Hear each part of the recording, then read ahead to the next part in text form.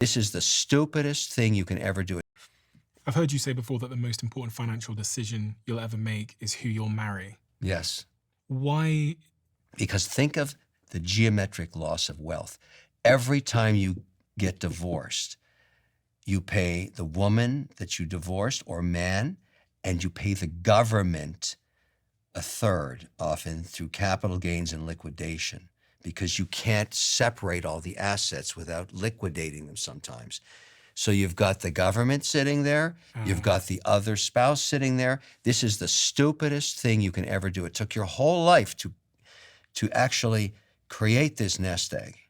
Could be, you're 45 or whatever, you've got a comfortable life, and all of a sudden you don't like your wife or husband? Think about that for a while, because you are going to wipe out up to 2/3 of your wealth. You better really like somebody else a lot. How often do you think divorces are a result of money issues? Well, you may be shocked at this. I wrote a book about this, and I decided Men, Women, and Money a long time ago, 10 years plus, right?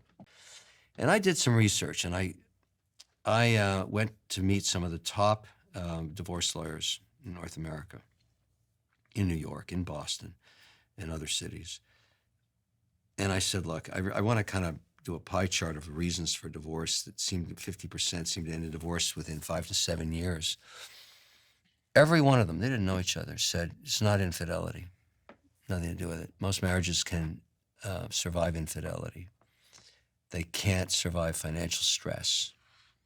And so what happens invariably is you fall in love, but you didn't do any due diligence on that person's spending habits or their financial history, because l'amore is so wonderful in the early days.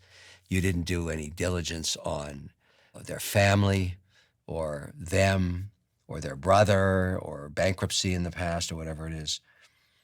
And then you get married, and the euphoria starts to wear off, and you notice that the other is outspending you, just buying a lot of stuff beyond your means. And that starts the first friction. And then that credit card comes in with $100,000 on it at 23% interest, and another purse was bought or whatever the hell it is. And you're starting to sink, because you may have married somebody who can't stop spending. This is just a typical. There are people that have no discipline.